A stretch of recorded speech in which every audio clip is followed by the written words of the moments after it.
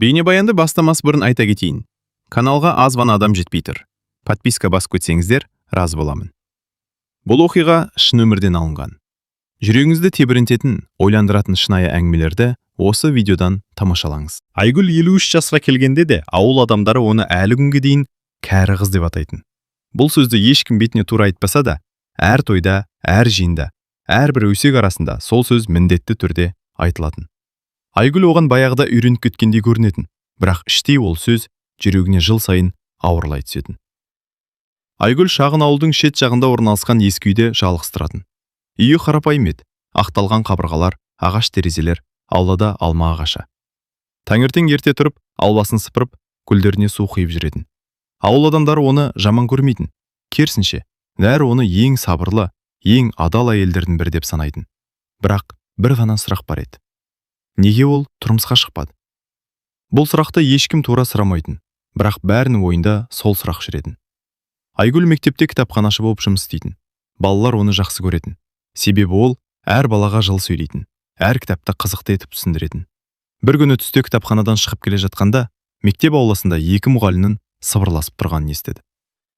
«Естідің бе?» деді бірі. «Нені?» деді екіншісі. «Айгүл апай 53-ке келді ғой, әлі күйеуге тимеген». Екінші әйел күліп жіберді. «Ондайда болады екен-ау. Мен болсам, 25-ке дейін тұрмысқа шықпасам, ұялар едім». Айгүл бұл сөздерді естігендей болмады. Басын төмен сүріп, жай ғана өтіп кетті. Бірақ жүрегі тағы бір рет ауырды. Кешке қарай ол үйіне қайтты. Үйдің ауласына кірген кезде көршісі Күләш апай қоршаудың ар жағынан дауыстады. «Айгүл, бері келші». Айгүл жымиып жақындады. «Не болды апай?» Күләш апай оған бір сәт ойланып қарап тұрды да: «Саған бір жаңалық айтайын деп едім». «Қандай?» «Біздің ауылға жаңа адам көшіп келді». Айгүл иығын қиқаң еткізді. «Көшіп келсе келсін». Күләш апай күлімсіреп басын шайқады. «Ол жалғыз еркек, әйелі қайтыс болған, 2 жыл бұрын». Айгүл ештеме демеді. «Аты Ерлан екен, қалада тұрған, енді ауылға көшіп келді». Айгүл жай ғана: «Жақсы екен», деді. Күләш апай күліп жіберді. «Сен де қызықсың. Басқа әйелдер болса, баяғыда сұрап бітірер еді». Айгүл күлімсіреп қойды. «Апай, мен ондай әңгімелерге араласпаймын». Сол күні кешке Айгүл ауласында гүлдерін суарып жүрді. Күн батып бара жатқан. Ауыл үстін қызғылт жарық басып тұрды. Сол кезде қақпа сыртынан ер адамның дауысы естілді. «Кеш жарық». Айгүл бұрылып қарады. Қақпа алдында шамамен 60-тарға жақындаған, бойы ұзын, жүзінде сабырлы түрі бар ер адам тұр екен. «Кеш жарық», деді Айгүл. Ер адам сәл жымиып: «Мен жаңа көршіңіз болам, Ерлан». Айгүл басын изеді. «Айгүл?» Ерлан қақпаға сүйеніп тұрды. «Күләш апай сіз туралы көп айтты». Айгүл сәл қысылып қалды. «Не айтты?» «Ауылдағы ең сабырлы әйел» деді. Айгүл күліп жіберді. «Ол кісі бәрін мақтай береді». Ерлан біраз үнсіз тұрды, сосын жай ғана айтты: «Сіз жалғыз тұрасыз ба?» Айгүл басын изеді. «Иә, мен де жалғызбын». Осы сөзден кейін екеуі де біраз уақыт үнсіз қалды. Бір түрлі тыныштық орнады. Бірақ бұл тыныштық ыңғайсыз емес еді.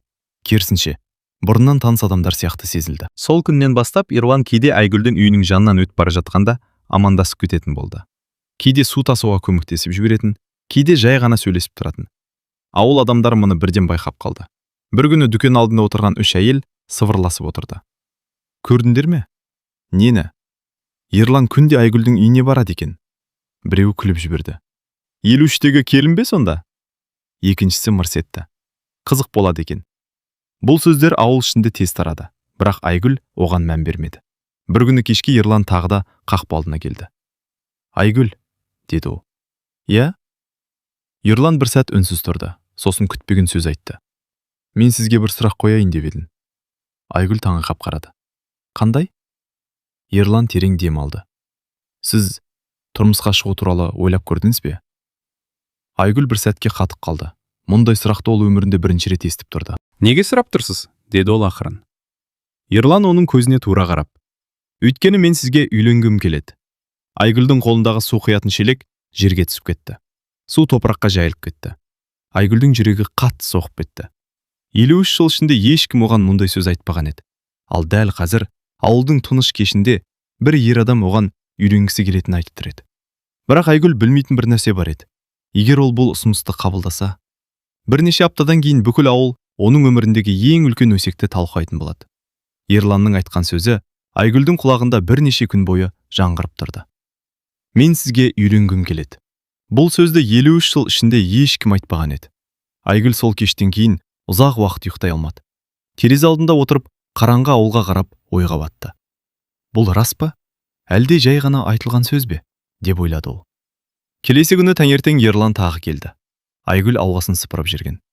Ерлан қақпаны жай ғана ашып кірді. Кешегі сөзім сізді қорқытып жіберген жоқ па? Деді ол жымиып. Айгүл сыпырғышын тоқтатып оған қарады. Мен ондай нәрсеге үйренбеген адаммын. Мен де, деді Ерлан. Біраз үнсіздік болды. Сосын Ерлан сөзін жалғастырды. Айгүл, мен жастық қуып жүрген адам емеспін. Мен тек жалғыздықты түсінетін адам іздедім. Сізді көргенде сол адамды тапқандай болдым. Айгүл оның жүзіне ұзақ қарады. Бұл сөздер жасанды емес еді. Ерлан шын айтып тұрған сияқты. Бірақ мен 53-темін, деді Айгүл ақырын. Ерлан иығын көтерді. Мен де 20-да емеспін. Айгүл еріксіз күліп жіберді. Сол күні олар ұзақ сөйлесті. Өмірлер туралы, өткендер туралы, жалғыздық туралы. Кешке қарай Ерлан күтпеген ұсыныс айтты. Айгүл, уақыт жоғалтпайық. Егер қарсы болмасаңыз, той жасайық. Айгүл таңырқап қалды. Той? Иә, қазақпыз ғой. Айгүл өмірінде той көйлегін киемін деп ешқашан ойламаған. Бірақ дәл сол сәтте оның жүрегінде бұрын болмаған бір сезім пайда болды. Жарайды, деді ол ақырын. Жаңалық ауылға найзағайдай тез тарады. Ертеңіне дүкен алдында отырған әйелдер тағы да жиналып қалды. Естідіңдер ме? Нені? Айгүл тұрмысқа шығатын болыпты. Бір әйел таң қалып. Қалай сонда? Екіншісі мырс етті. 53-те ме? Үшіншісі күліп жіберді.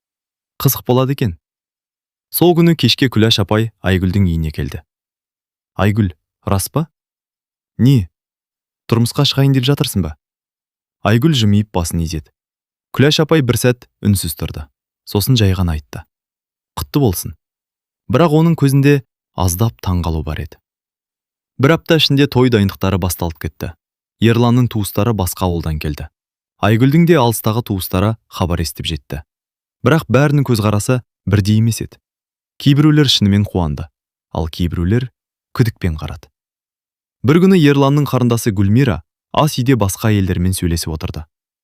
Мен бір нәрсеге түсінбеймін, деді ол. Неге? Айгүл апай 53-ке дейін қалай тұрмысқа шықпай жүр? Бір әйел сыбырлап. Иә, мен де соны ойладым. Екіншісі күліп жіберді. Ондай әйелдің бұрын ешкімі болмағанына сенесіңдер ме? Ас үй іші бір сәтке тынышталып қалды. Сосын бір әйел жай ғана айтты. Мүмкін болған шығар. Онда неге тұрмысқа шықпаған? Білмейміз. Бұл әңгіме сол күні кешке бүкіл үйге тарады. Айгүл мұның бәрін толық білмесе де, адамдардың көзқарасынан бір нәрсені сезе бастады. Кейбіреулер оған ерекше қарап жүр, бір түрлі сынап тұрғандай. Бір күні ол аулада жүргенде екі жас келіннің сыбырласқанын естіп қалды. Сенесің бе? Неге сенбейін? Мен болсам сенбеймін. Неге? 53-ке дейін әйел адам таза болып жүре ме? Айгүлдің жүрегі бір сәтке тоқтап қалғандай болды. Ол ештеңе демеді, жай ғана үйге кіріп кетті. Бірақ Ерлан бұның бәрін байқамады. Ол тек тойды жақсы өткізу туралы ойлап жүрді. Қазақша үлкен той жасаймыз, деді ол бір күні. Қажет жоқ, деді Айгүл. Жоқ, сіз соған лайықсыз. Айгүл үндемеді. Ішінде біртүрлі қорқыныш пайда болды. Бірақ не екенін өзі де түсінбеді. Ақыры той күні келді. Ауылдың үлкен тойханасы адамдарға толды. Домбыра үні естіліп тұр. Асаба микрофонмен әзіл айтып жатыр. Айгүл өмірінде бірінші рет келін көйлегін киіп отырды. Айнаға қарап, өзіне өзі сенбей қалды. 53 жастағы әйел келін болып отыр. Бірақ дәл сол сәтте сырт жақта бір әйел сыбырлап тұрды. Бүгін қызық болады. Неге? Мен бір нәрсе айтқым келіп тұр. Не? Әлгі әйел жымиып қойды. Беташарда көресіңдер. Ал дәл сол сәтте асаба микрофонға айқайлады. Құрметті ағайын, қазір беташар басталады. Айгүл орнынан тұрды. Бірақ ол білмейтін бір нәрсе бар еді. Бірнеше минуттан кейін бір ғана сөз бүкіл тойды үнсіз қалдырады. Тойхана іші адамдарға толып кеткен еді. Домбыраның үні естіліп, асаба әзіл айтып, жұрттың бәрі көтеріңкі көңіл күйде отырды. Бірақ дәл осы кештің басты сәті әлі басталмаған болатын. Асаба микрофонды көтеріп: "Құрметті ағайын, қазір қазақтың ең қасиетті салты беташар рәсімі басталады", деді. Жұрт ду қол шапалақтады. Айгүлдің жүрегі қатты соғып тұрды. Ол өмірінде мұндай сәтті ешқашан елестетпеген. 53 жасында келін болып, жүздеген адамның алдында беташар күтіп тұрған ойлау да бір түрлі еді. Оның басына ақ орамал жабылды. Жанында 2 жас келін тұрды. Домбырашы жігіт домбырасын қағып жіберіп, беташар жырын бастады. "Ағайын туыс жиналған, берекелі бұл тойға. 53-те келін боп, Айгүл келді бұл үйге." Жұрттың арасынан біреулер күліп жіберді. Бірақ көбісі тыныш тыңдап тұрды. Домбырашы әрбір туысты атап, Айгүл сәлем салып тұрды. "Мына отырған атаңа сәлем сал." Айгүл иіліп сәлем салды. "Мына отырған енеңе сәлем сал." Тағы да иілді. Бәрі әдемі өтіп жатқан сияқты еді.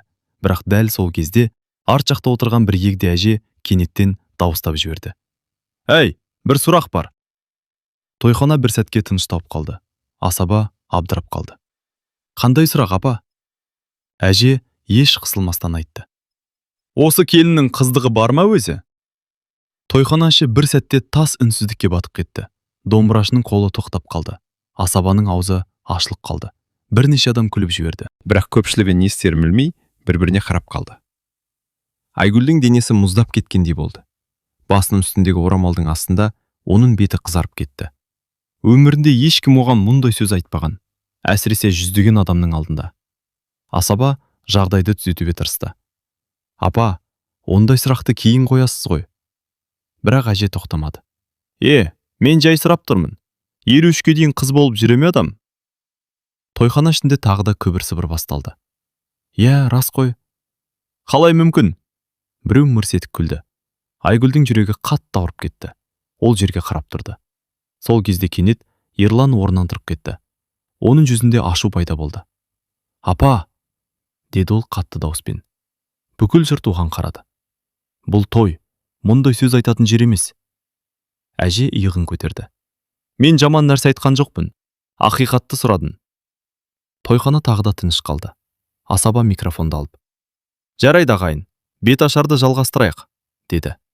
Домбырашы тағы домбырасын қағып, жырын жалғастырды. Бірақ тойдың көңіл күйі әлде қашан өзгеріп кеткен еді. Көп адамдар енді беташарды емес, әлгі сөзді ойлап отырды. Айгүл әр сәлем салған сайын, ол өзіне жүздеген көз қарап тұрған сезді.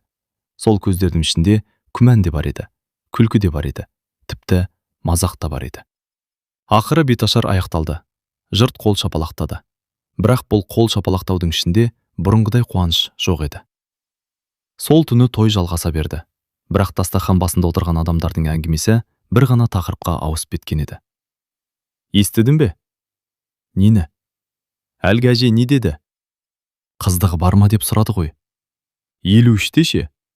Қалай мүмкін?" Бұл сөздер тойхана ішінде жайлап тарай бастады. Айгүл бәрін естіп отырды, бірақ ештеме демеді. Ол тек басын төмен түсіріп отырды. Ерлан оның жанына келіп отырды. "Көңілін алма", деді ол жай ғана. Айгүл әлсіз жымиып қойды. "Мен үйренгенмін." Бірақ оның көзінде жас жылтырап тұрды.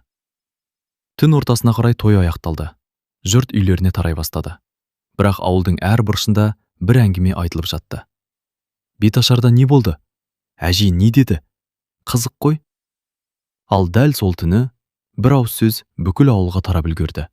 Ал ертең таңертең Айгүл туралы одан да ауыр әңгімелер басталады. Той өткеннен кейінгі таң. Ауыл бұрынғыдай тыныш көрінгенмен, адамдардың ойында бір ғана әңгіме жүріп жатты. Кеше беташарда айтылған сөз. Айгүл таңертең ерте оянды. Үйдің іші әлі тыныш. Ерлан да ұйықтап жатыр. Ол ас үйге кіріп, самаурынға су құйды. Қолдары сәл дірілдеп тұрғанын өзі де байқап қалды. Кеше тойда болған жағдай көз алдынан кетпей қойды. "Осы келіннің қыздығы бар ма өзі?" Бұл сөз бүкіл тойхананың ішінде қалай жаңғырып кеткенін ол әлі ұмыта алмады. Сол кезде Ерлан ас үйге кірді. "Ұйықтамадың ба?" деді ол. "Ұйықтадым", деді Айгүл. Бірақ оның дауысы әлсіз шықты. Ерлан бәрін түсініп тұрғандай басын изеді. "Кешегі сөзді ойлама." Айгүл жымиғандай болды. Мен оған үйренген адаммын. Ерлан оның көзіне қарап, бірақ енді сен жалғыз емессің, деді. Бірақ ауыл сырт көзге тыныш болғанымен өсек тоқтамаған еді. Таңертең дүкен алдында тағы да әйелдер жиналды. Кеше тойда болдың ба? Болдым. Әлгі әже не деді? Қыздығы бар ма деп сұрады ғой. Бір әйел күліп жіберді. 53-те ше. Екіншісі басын шайқады. Ондай болмайды. Үшіншісі сыбырлап. Мүмкін бұрын біреумен жүрген шығар. Онда неге тұрмысқа шықпаған? Кім біледі? Бұл әңгіме түске дейін бүкіл ауылды аралап шықты. Сол күні түстен кейін Ерланның туыстары жиналды. Ас үйде 4 әйел отырды. Ерланның қарындасы Гүлмира сөз бастады. Мен бір нәрсені түсінбей отырмын. Нені? Деді біреу. Айгүл апай туралы.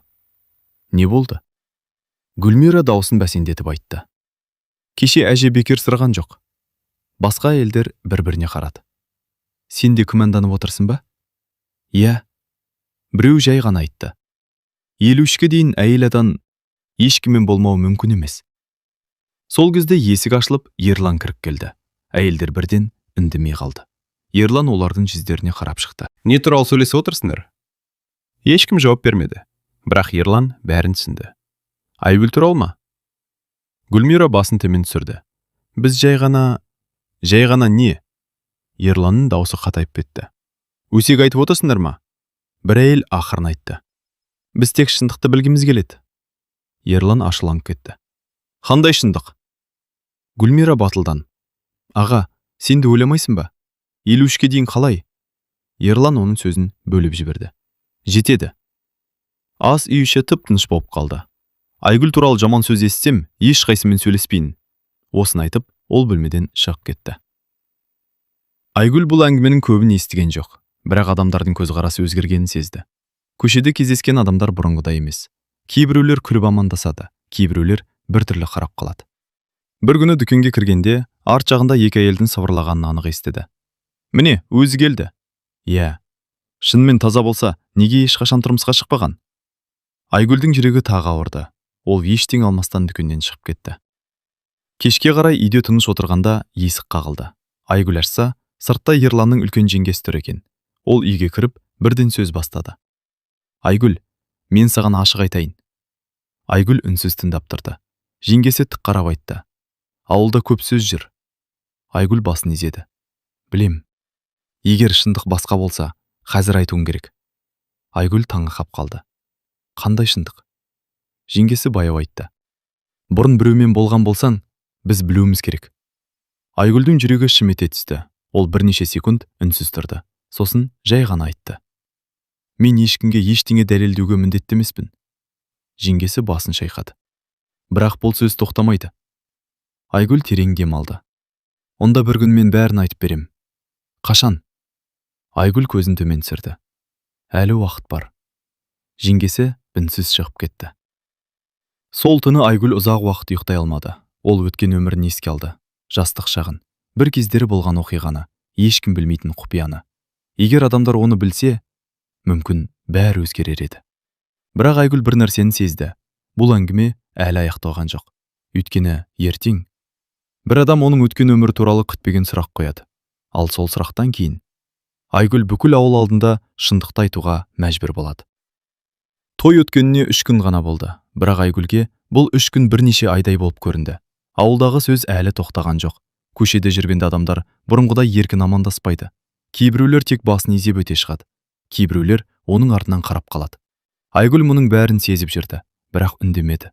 Ол ешқашан ешкімге өмірін түсіндіруге тырыспаған. Бірақ бұл жолы жағдай басқаша еді. Сол күні кешке Ерлан үйге ауыр оймен келді. Айгүл ас үйде шай құйып отырған. Бір нәрсе болды ма? Деп сұрады ол. Ерлан біраз уақыт үндемей тұрды. Сосын жай ғана айтты. Бүгін ауылда тағы сөз болды. Айгүл жымиғандай болды. Ол сөз тоқтамайды. Ерлан орындыққа отырып, оның көзіне қарады. Айгүл, мен саған сенем. Айгүл үндемеді. Бірақ адамдар, деді Ерлан. Адамдарға бәрібір сендірмейсің, деді Айгүл. Бөлме іші тыныш болып қалды. Біраздан кейін Ерлан ақырын сұрады. Сен маған бір нәрсе айтқың келмей ме? Айгүл оның не сұрағысы келгенін түсінді. Бұл сұрақ бірнеше күннен бері ауада іліп тұрғандай еді. Ол терең дем алды. Ерлан, мен саған бір нәрсе айтсам, сен мені басқаша көрмейсің бе? Жоқ. Уәде бересің бе? Уәде беремін. Айгүл орындықтан баяудырды. Терезе жаққа барып, сырттағы қараңғы ауылға қарап тұрып қалды. Сосын баяу сөйлей бастады. Мен 22 жаста едім. Ерлан үнсіз тыңдап отырды. Ол кезде менің өмірім мүлде басқаша болатын. Айгүлдің даусы сәл дірілдеп кетті. Мен бір жігітті жақсы көрдім. Ерлан басын көтерді. Айгүл жалғастырды. Оның аты Нұрлан еді. Айгүлдің көзі алыстағы өткенге қарап кеткендей болды. Біз бір мектепте жұмыс істедік. Ол дене шынықтыру мұғалімі болатын. Сосын, деді Ерлан жай ғана. Айгүл ауыр күрсінді. Біз үйленеміз деп жоспарлағанбыз. Бөлмеше тыныш қалды. Бірақ тойға бір ай қалғанда ол жол апатынан қайтыс болды. Ерлан үнсіз қалды. Айгүл сөзін жалғастырды. Сол күннен кейін менің өмірім өзгеріп кетті. Ол көзін төмен түсірді. Мен ешкімге жақындағым келмеді. Неге? Айгүл баяу айтты. Өйткені мен оны ұмыта алмадым. Ерлан ұзақ уақыт үнсіз отырды. Айгүл тағы айтты. Кейін анам ауырып қалды. Бауырларым кішкентай еді. Мен бәріне қарап қалдым. Сондықтан тұрмысқа шықпадың ба? Айгүл басын изеді. Уақыт өте берді. Бір күні қарасам, жасым 40-қа келіп қалыпты. Ол әлсіз жымиып қойды. Сосын адамдар маған үйреніп кетті. Кәрі қыз деп атай бастады. Ерлан орнынан тұрып оған жақындады. Айгүл. Айгүл сөзін аяқтады. Мен ешқашан басқа еркекпен болған емеспін. Бұл сөз бөлме ішінде ауыр тыныштық қалдырды. Ерлан оның көзіне қарады. Сосын жай ғана айтты. Мен саған сенемін. Айгүлдің көзінен жас шықты. Бірақ дәл сол кеште күтпеген нәрсе болды. Үйге Ерланның бірнеше туысы келді. Олардың ішінде кеше келген жеңгесі де бар еді. Олар дастархан басына отырды. Бірақ бұл жай қонақтық емес екені бірден сезілді. Жеңгесі бірден сөз бастады. Біз бір нәрсені анықтап алуымыз керек. Ерлан қабағын түйді. Қандай нәрсе? Жеңгесі тік қарап айтты. Ауылдағы сөз туралы. Айгүл үнсіз отырды. Жеңгесі тағы айтты. Біз шындықты білгіміз келеді. Айгүл терең дем алды. Сосын баяу орнынан тұрды. Онда тыңдаңыздар. Бөлмеше бірден тынышталып қалды. Айгүл бәріне қарап шықты. Сосын алғаш рет өз өмірін толық айтып берді. Нұрлан туралы, жастық шағы туралы, жоғалған махаббаты туралы, жалғыз өткен жылдары туралы. Сөзін аяқтағанда бөлме ішінде ешкім сөйлей алмады. Бірнеше әйел көзін төмен түсіріп отырды. Бірақ дәл сол кезде бір әйел күтпеген сөз айтты. Біз сенгіміз келеді. Бірақ дәлел бар ма? Бөлме іші тағы да үнсіз қалды.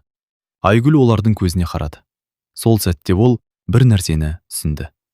Бұл әңгіме әлі аяқталған жоқ. Өйткені ертең оның өткен өмірін жақсы білетін бір адам ауылға келеді. Айгүлдің әңгімесі айтылған кештен кейін үй іші ұзақ уақыт үнсіз қалды. Ешкім бірден сөз таба алмады. Айгүлдің өмірі туралы олар бұрын ештеңе білмеген еді. Тек сыртынан ғана кәрі қыз деп сөйлеп жүрген. Бірақ дәл сол сәтте бөлмеде отырғандардың ішінде бір әйел ғана әлі де күмәнмен қарап отырды. Ол Ерланның жеңгесі еді. Айгүл, деді ол баяу. Иә, сенің айтқандарыңды түсіндік. Бірақ ол сөзін жалғастырды.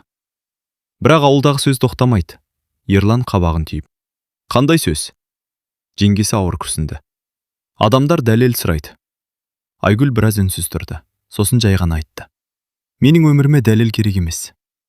Ешкім жауап бермеді. Келесі күні таңертең ауылда тағы да әңгіме басталды. Айгүл кеше бәрін айтыпты дейді. Не айтыпты? Жастық шағында сүйген жігіті болған екен. Сонда ше? Ол қайтыс болыпты. Бір әйел басын шайқады. Білмеймін, бәрібір сені оқиын. Тағы бірі күліп. 53-ке дейін ешкіммен болмаған әйел бар ма екен? Бұл сөздер тағы да тарай бастады. Сол күні түске қарай күтпеген жағдай болды. Ауылға бір көлік келіп тоқтады. Көліктен шамамен 70-тен асқан бір қария түсті. Ол ауылға баяғыдан таныс адам еді. Бұл бұрын осы мектептің директор болған Серікбай аға еді. Ол тікелей Ерлан мен Айгүлдің үйіне келді. Айгүл есікті ашқанда таң қалып қалды. Серікбай аға? Қария жымиып. Иә қызым, қалай келдіңіз? Сен туралы сөз естідім. Айгүл үндемей қалды. Серікбай аға үйге кірді. Үйде Ерлан да отыр еді. Қария дастархан басына отырып. Мен бір нәрсе айту үшін келдім деді. Айгүл жүрегі дүрсілдеп тыңдап отырды. Серікбай аға жай ғана айтты. Айгүлдің жастық шағын мен жақсы білем. Ерланның туыстары да сол жерде отырған. Бәрі бірден тынышталып қалды. Қария сөзін жалғастырды. Нұрлан деген жігіт болған. Айгүлдің көзіне жас келді. Екеуі бір-бірін қатты жақсы көретін. Қария басын төмен түсірді. Мен олардың үйлену тойына дайындалып жүргенін де көрдім. Бөлме іші тып-тыныш. Бірақ апат бәрін бұзды. Серікбай аға терең дем алды. Нұрлан қайтыс болған күні Айгүл бірнеше күн бойы ешкіммен сөйлеспей жүрген. Бір әйел ақырын сұрады. Сонда шынымен? Қария басын изеді. Иә. Айгүл сол кезден бастап ешкімге жоламады. Мен мұны өз көзіммен көрген адаммын. Бұл сөзде бөлмеде отырғандардың бәрін үнсіз қалдырды. Ерланның жеңгесі көзін төмен түсірді. Бірнеше әйел ұялып отырды. Сол кешке қарай тағы бір күтпеген жағдай болды. Кеше беташарда сөз айтқан әлгі әже үйге келді. Айгүл есікті ашқанда ол сәл қысылып тұр екен. Қызым. Айгүл үндемей тыңдап тұрды. Әже ауыр күрсінді. Кешегі сөзім үшін кешір. Айгүл бір сәт оған қарап тұрды. Сосын жай ғана жымиып. Ренжімедім. Әже басын шайқады. Ренжідің. Бірақ мен ойланбай айтып жібердім. Айгүл ештеңе демеді. Бір апта өткеннен кейін ауылдағы әңгіме біртіндеп өзгерді. Бұрын адамдар 53-те келін болыпты деп күлсе, енді олар Айгүлдің тағдыры қиын екен деп айтатын болды. Кейбір әйелдер тіпті ондай сабыр бәрінде болмайды деп те айтатын болды. Бір күні кешке Айгүл ауылда гүл суарып тұрды. Ерлан қасына келді. Шашадың ба? Айгүл басын шайқады.